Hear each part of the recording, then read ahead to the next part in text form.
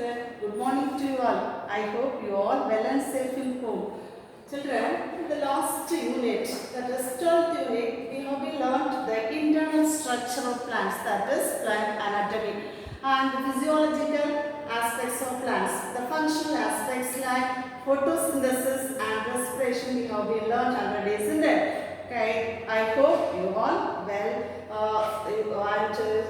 you all studied the previous portion what I taught already. Okay, so now we are going to learn about unit 14, that is transportation in plants. What do you mean by transport? Transport means something carried to one place to another. Something carried to one place to another, isn't it? Now transportation in plants. You know that what are multicellular organisms? All multicellular and unicellular organisms. What are multicellular organisms? Organisms having many cells in their body, millions of cells in their body. Unicellular, single cell in its body, isn't it? So all multicellular organisms possess many cells in their body. Every cell needs energy. How these organisms are getting energy? From food, isn't it? So all cells need energy and oxygen or energy by the oxidation of food. So every organism or every cell need food and oxygen or nutrients and oxygen for their growth and development or maintenance of life and their survival, isn't it? So by the how these organisms are getting energy? By the oxidation of food. Okay, so have you ever wondered this the water from plants or transported to the top of the tree? For example, you all know that there are two important systems in plants, isn't it? Root system and shoot system. The part of the plant which is present below the soil level is root system, above the soil level is shoot system. What's the function of root? Root absorbs water and mineral salts from the soil, isn't it? So this root, so it has to transport to the aerial parts of the plant body, yes? So have you ever wondered how the water absorbed by the root is transported to the aerial parts of the plant body? Yes? How it is transported? Through the conductive tissue, isn't it? Yes. Now the leaves, you all know that leaves prepare the food. That food is translocated to each and every parts of the plant body through the conductive tissue. Did you remember the conductive tissues present in plants? That is xylem and phloem, isn't it? Xylem and phloem. These are the conductive tissue. But in animals, blood is a conductive tissue. But in plants, xylem and phloem are the conductive tissues. Plants do not have a circulatory system like animals. So plants have the conductive tissue to conduct or to transport water and mineral nutrients. Okay, so xylem, so for this we have to recall the previous chapter, that is the conductive tissues. Conductive tissues, xylem and phloem.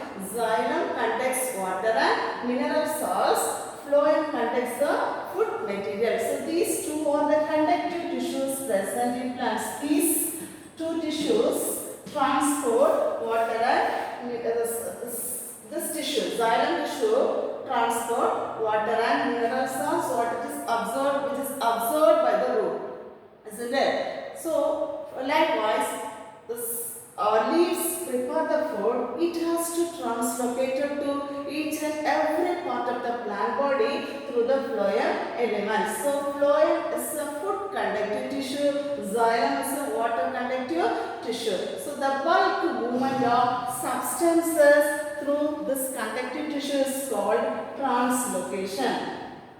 Translocation. What do you mean by translocation? The bulk movement of substances through the conductive tissue. Which are the conductive tissue? Xylem and phloem. These two are the conductive tissue. So the bulk movement of substances through the conductive tissue is called translocation. Okay, so now the xylem and phloem, these two are the main tissues present in plants. These are the conductive tissues. Plants do not have a circulatory system like animals. It is composed of blood vessels, blood, lymph, heart, etc. Together called the circulatory system. Plants do not have the circulatory system like animals. Plants have the conductive tissues. Okay, so you all know the conductive tissue. You must know the functions of conductive tissues, namely xylem and phloem. Okay, now the means of transport. So root absorbs the water and mineral salts from the soil. How it is transported, that also you know, isn't it? Next is means of transport in plants. The movement of means of transporting plants, the movement of water in plants by two ways, that is active transport and active transport and passive transport. Okay, active transport, this movement of water in plants by two ways. One is active transport, another one is passive transport, that is diffusion. So the movement of water in and out of the cells is carried out by two ways, that is active transport and diffusion. It's also nothing but passive transport. This first is about diffusion. The movement of molecules, from a region of higher concentration to a region of lower concentration, that is diffusion. Listen, movement of molecules from a region of higher concentration to a region of lower concentration. Suppose this is a plant cell, here also plant cell. Before diffusion, the cells like this. Cells look like this. So, these are the minerals and water solids which is present out of the cell.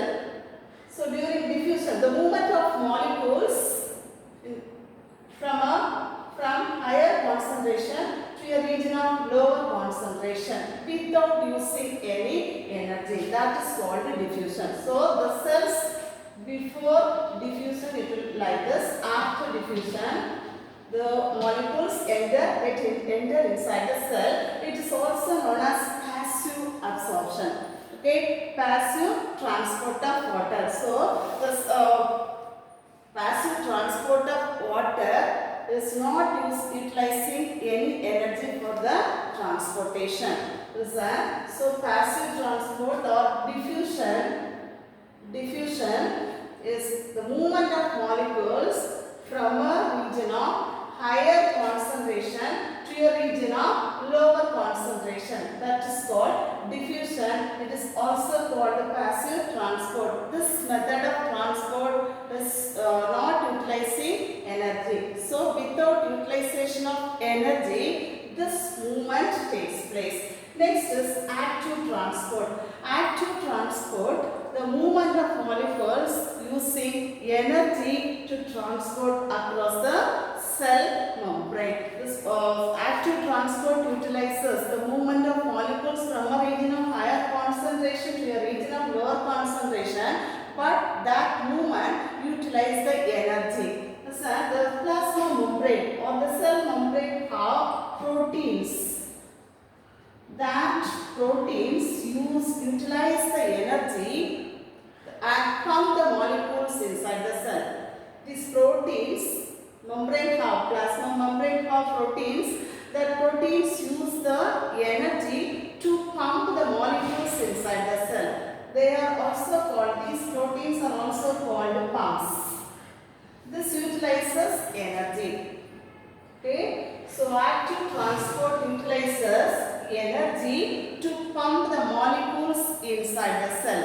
It is carried out by the proteins which are present in the plasma membrane. So these proteins are also called as pumps. So these pumps utilizes energy to transport the nutrients into the cell, water and nutrients into the cell. Next is osmosis.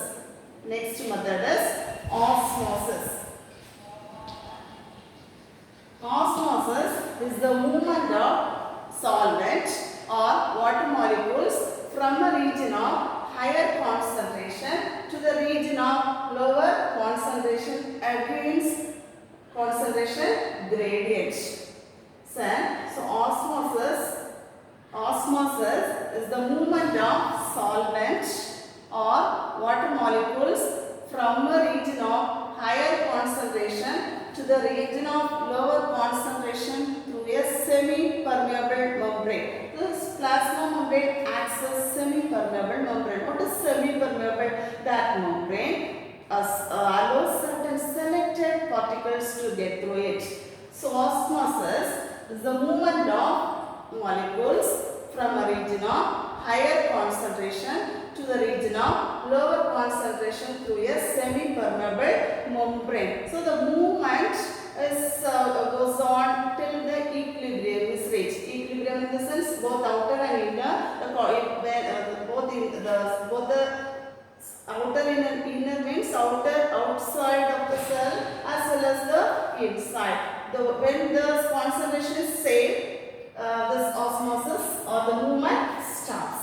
Now, it can be demonstrated by an experiment, that is Thistle funnel experiment. What do you mean by osmosis? Osmosis is the movement of molecules or water molecules or solvent from a region of higher concentration to a region of lower concentration through a semi-permeable membrane. Okay, now it can be demonstrated by a Thistle funnel experiment. Thistle funnel experiment. So take a thistle funnel. At one end, you have to tie a semi-permeable membrane, or here in plant cell, plasma membrane acts as a semi-permeable membrane. Now, it is kept inside this. It is filled with the sugar solution. This thistle funnel is filled with the sugar solution and it is kept inside a beaker containing water. After a few minutes,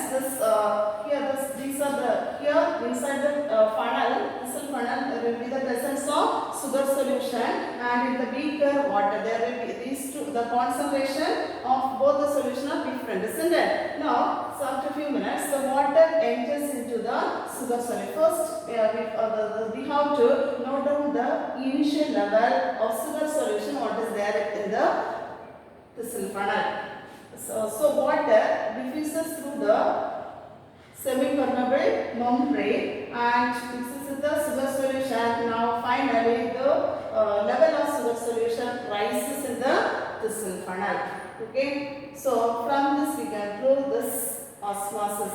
So osmosis is the movement of solvent or water molecules. Movement of solvent or water molecules from a region of higher concentration to the region of lower concentration through the semi-permeable membrane. That is osmosis. The movement of molecules takes place till the equilibrium is reached. Now, next is plasmolysis.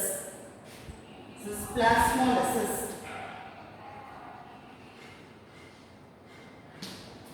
So this is a cell fully turgid, isn't it? This plasmolysis is when the water comes out of the cell, there will be the shrinkage of protoplast. This is shrinkage of cell membrane or protoplast. So this is a condition in which the water from the cell comes out of the cell. That is plasmolysis. So plasmolysis, it occurs when water from the cell comes out of the cell. It results in shrinkage of plasma membrane. Shrinkage of plasma membrane.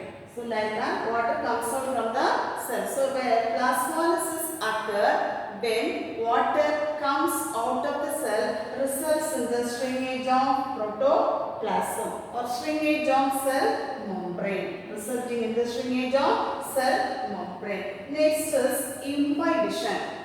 Imbibition.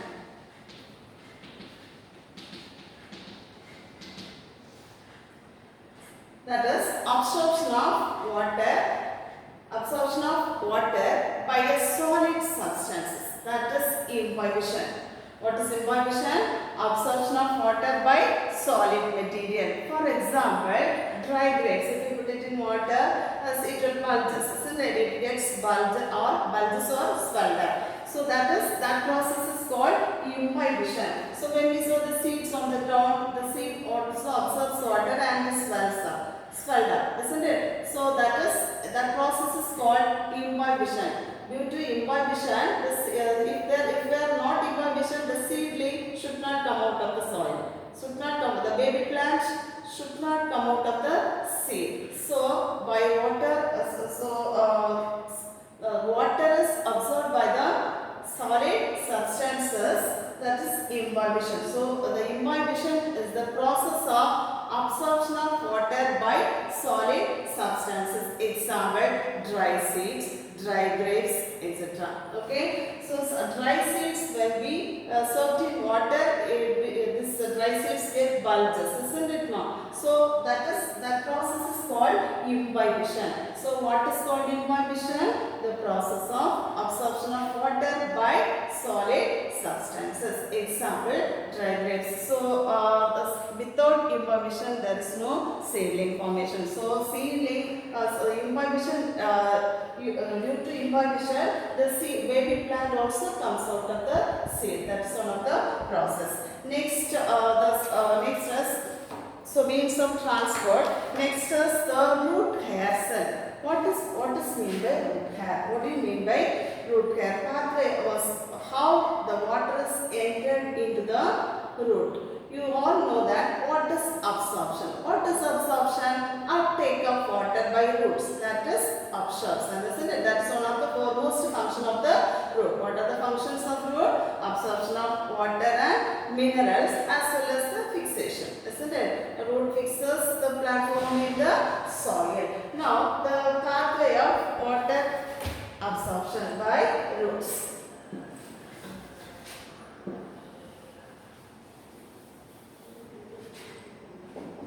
Pathway of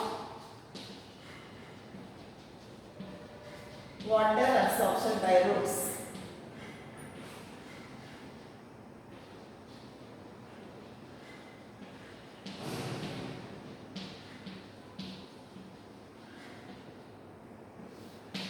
So, this is the outermost layer of the root, that is rhizodermis. Here, this rhizodermis here, unicellular root hair. What are root hair? The extension of epidermis or rhizodermis, that is root hair. It is directly contact with the soil water. Now root hair absorbs water from the soil and now the water is entered into the root hair. The concentration of the root hair may be high than that of the cortex. So what is this now? This is cortex, isn't it? This is the internal structure of root. Root hair, rhizodermis, or this layer is rhizodermis or epidermis that we learned already in the previous chapter. Next to epidermis or rhizodermis is the cortex. Then beneath the cortex there will be the endodermis. Next to endodermis is the conductive tissue, namely xylem. What are conductive tissue, namely xylem. Now when water enters into the root hair, the concentration of root hair increases than that of the cortex. So water enters into the root hair, then reaches the cortex and endodermis. From the endodermis it reaches the pericycle and enters into the xylem element. Now from the xylem element, water is transported to each and every part of the plant body. So water absorbed by the root is transported upwards. So unidirectional movement. Unidirectional movement. It is not bidirectional movement.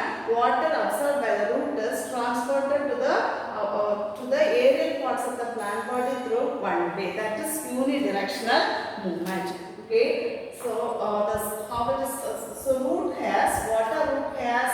Root rhizodermis. Outer layer bears or epidermis. This outer layer is called rhizodermis or epidermis.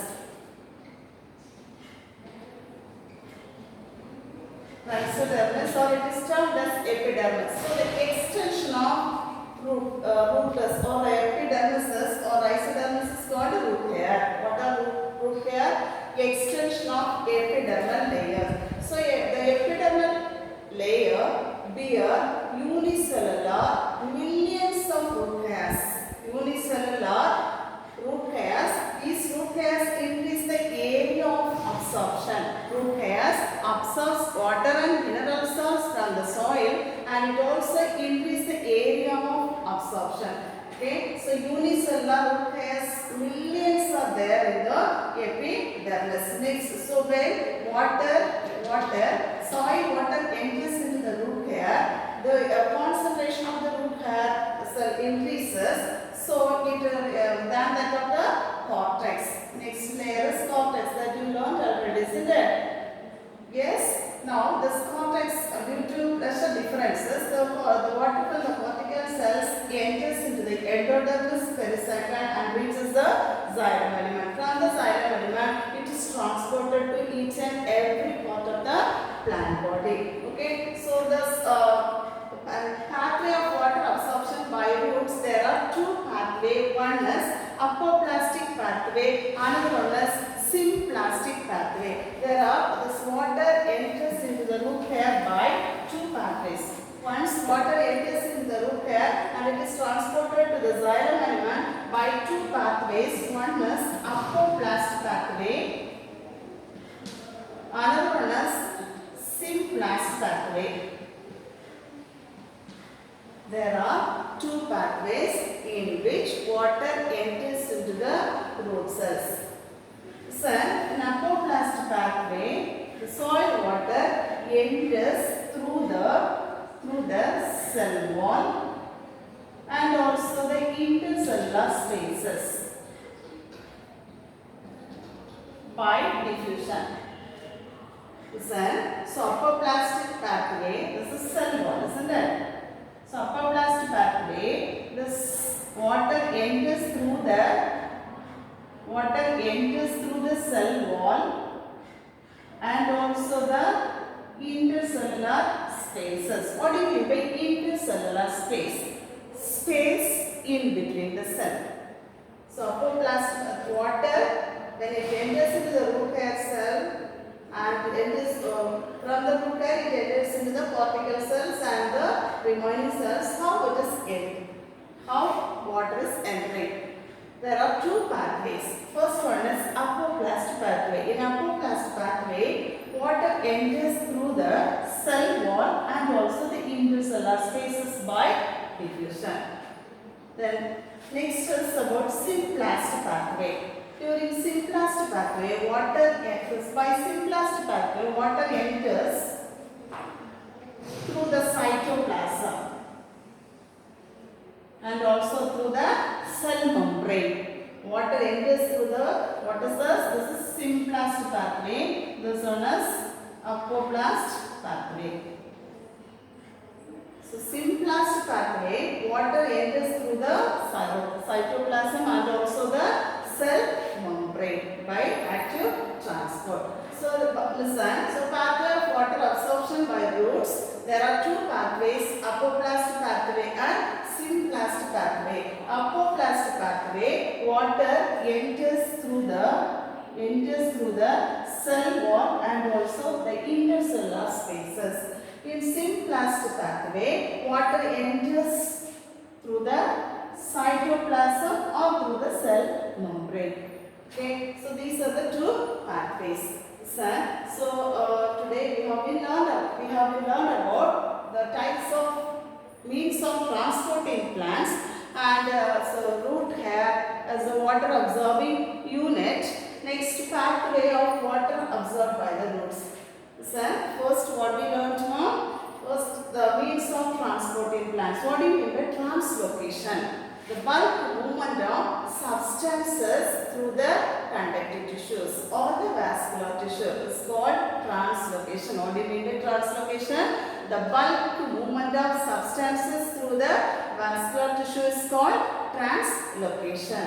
Next, means of transport in plants. What are the means of transport in plants? Diffusion and active transport. Diffusion, active transport, osmosis. Okay, so diffusion. What do you mean by diffusion? The movement of molecules from a region of higher concentration to the region of lower concentration without utilization of energy. That is diffusion. What do you mean by active transport? This movement of molecules need energy to transport, isn't it? Movement of molecules, this need energy to transport the substances. So So here the proteins in active transport, the membrane proteins use the energy to transport the substances across the cell membrane. So the proteins are called pumps. So the proteins are called pumps. It is also called uphill transport. As an active transport is also called the uphill transport. Next one is osmosis.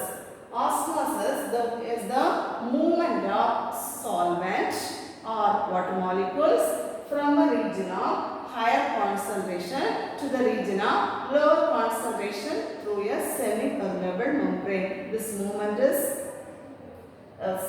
takes place till the equilibrium is reached, isn't it? Now, it can be demonstrated by an experiment, that is Thistle funnel experiment. This Thistle funnel is filled with sugar solution and one end is covered by a semi-permeable membrane. This Thistle funnel is kept inverted inside a beaker containing water. Now after few minutes, first we have to note down the initial level. Then after few minutes, the water from the beaker enters into the Thistle funnel and increases. Finally, the level of sugar solution increases in the Thistle funnel. Thus, we can demonstrate osmosis. Next, what is imbibition? Absorption of water by a solid substances. What is imbibition? Absorption of water by a solid substances. So when a solid substance absorbs water, for example, dry seeds and dry grapes, when it absorbs water, it will get bulges and swelled up. That process is imbibition. So it's one of the process for the coming out of seedling from the seeds. So without imbibition, the seedling should not emerge out of the soil. Okay. Now the plasmolysis. Plasmolysis is the process when the water comes out of the cell.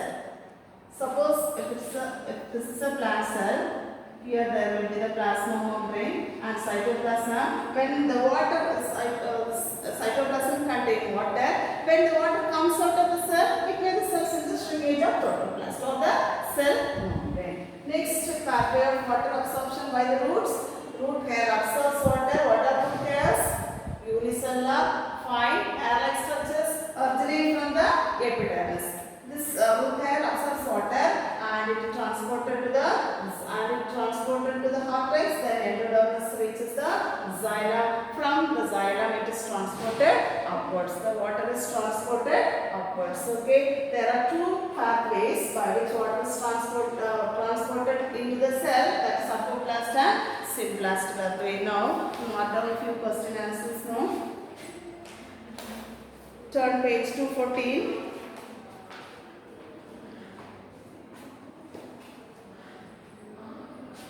Roman number 2, fill in the blank. Second one, water enters the root cell through a dash plasma membrane. Write down the answer. Root hair cell plasma membrane. Root hair cell plasma membrane. Roman number 2, second one, root hair cell plasma membrane.